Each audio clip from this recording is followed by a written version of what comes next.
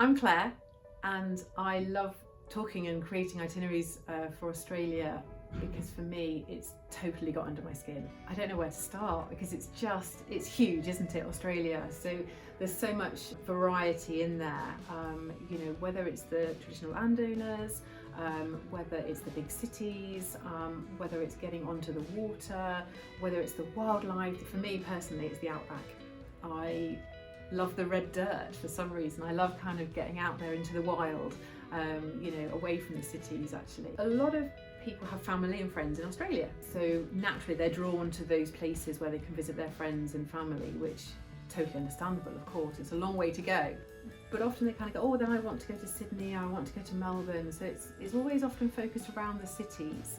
I try and encourage people to think away from the cities because actually that's where the beauty is. For me, actually, it's the south part of Australia where they have lots of the good wines, they have a lot of good wildlife down there. You really probably won't see a koala jumping around Sydney, so if you want to go and actually see what Australia is about, you have to get away into the wilds, into the outback, across some of the islands, for example. And actually Western Australia, where they have such long, beautiful, stunning beaches, but you can also see the whale sharks as well. There are other places across the world that you can do this, but in all honesty, the Australians and around Ningaloo, that's where they do it best. It's epical, they do it the right way. But also you've got kind of some of that lovely outback as well, and the wine. So again, it kind of offers everything, but a little bit further away from maybe what other people are doing. When you visit Australia, the one thing that I would recommend all people should do is have some sort of Aboriginal experience. And this can be in a city. You don't actually have to go out or up into the Northern Territory where a lot of the traditional landowners have their land. There are many in-city experiences where you can meet with people and understand something about their culture. But for me, if you can, going up into the Northern Territory, going to maybe Arnhem Land, for example, it's where you have goosebumps. It's that kind of feeling where you just don't really get very much when you travel, and that's kind of why I love to travel, to kind of have those connections, I guess.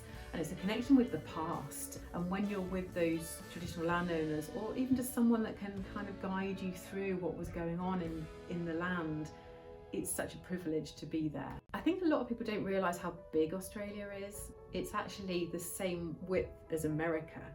So if you're visiting America, a lot of people, I don't think, would say, well, I'm going to do everything. They just go, I'm going to New York, I'm going to Los Angeles. So it's the same with Australia. You need to break it down. You need to say, right, I just need to do one or two areas and then maybe come back and do some different areas. Don't try and jump around too much.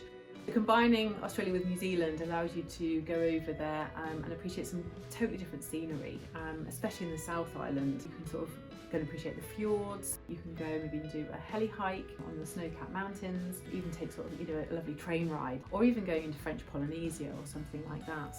Because for a lot of people, that flying, not just for environmental reasons, but just it's a long way to go. So they want to make the most of their time when they're over there. So any of those other destinations do work well with Australia. I know so many people that after their first visit to Australia come back and go, I have to go back. So it does grab you. There's something about it. I think it's that it's familiar because obviously we have the same language. There's a similar culture to a certain degree, but it's also different. There's such big, huge spaces to go and explore. There's so much there.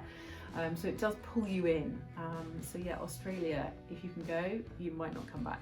If you enjoy hearing and learning more about Australia, please like and subscribe so we can share more ideas with you.